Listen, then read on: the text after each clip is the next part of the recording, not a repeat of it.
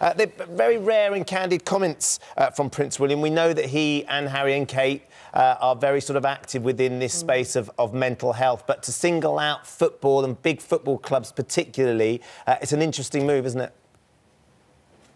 It is an interesting move, and I think the word of the use of the word assets will sting, because that is a description of footballers that a lot of people have used in relation to the big clubs. We know that when players can't do it anymore, clubs move on to the next one. And we have seen over the last, 12, 18 months, high-profile players coming out and talking about depression, talking about the impact that it has had. Marvin Sordell, Danny Rose, just before the World Cup, talking about his battle with depression. There is this stigma, isn't there?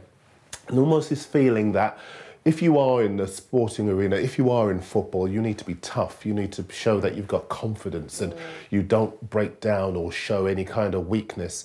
So it's been really heartening and very positive indeed to see the likes of Danny Rose speaking out, and Prince William raising the profile of this issue, as we've done on the front page of the Daily Mirror.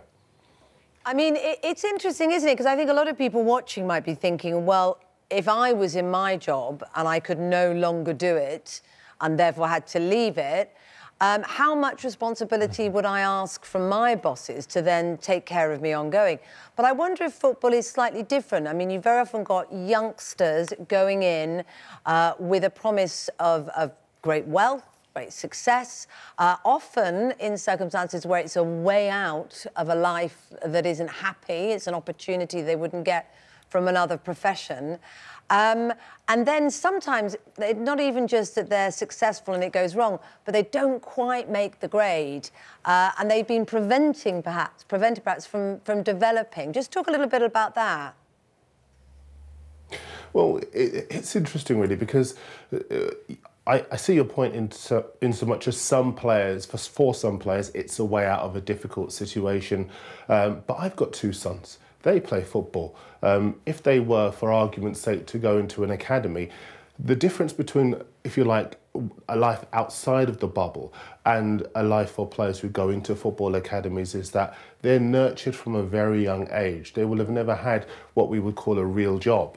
And so they would go from, say, 8, 9, 10, possibly spend half their lives, half their young lives in football. And then they get to maybe 28, 29, 30. If they have a serious injury, they could be lost to the game. They'd have to fend for themselves outside of the game of football.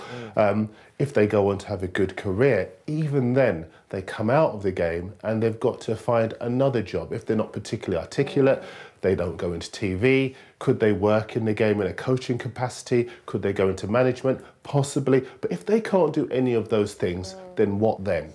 And lots of players have talked about the loneliness that comes with being a footballer, even when they're in the game, let alone when they leave the game, when all the hangers-on disappear and they've got to find a life for themselves. So it's a very, very important issue that has been raised by Prince William. What do you think would be the key thing that these clubs can do? Because I'd imagine the comments from Prince William are going to sting some of the bigger clubs, because they would like to suggest that they do have the infrastructure around to protect some of these young boys and girls now as well. But what do you think would be some of the key things that they could do that would start trying to help people, help these footballers?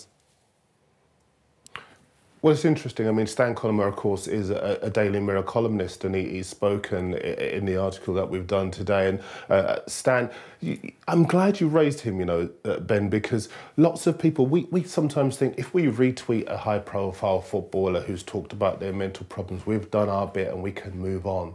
And it's not enough. We all need to listen. We all need to care. We all need to be much more candid and welcoming of people who want to talk about the issue of mental health. The PFA have been doing that for a while, and you're right, it will sting them, but because they will come out and say, hang on a minute, we've been waking up to mental health. We've been listening to footballers. We've been running, we've got a 24-hour helpline that if players want to call, they can do. We've been recognising the fact that that footballers have been coming to us in record numbers last year and the year before to talk about their problems. But only this week we've seen a player sacked from his club for the use of Class A drugs. We've seen players talking about the suicide and gambling and alcohol and all sorts of issues. So there is still more work to be done. There's still a lot more listening to be done by the big clubs. If they can do that, then maybe players have got a chance. OK, Darren, we're going to leave it there. Thanks very much for joining us this morning. That's Daily Mirror's football writer, Darren Lewis. Thanks, Kate.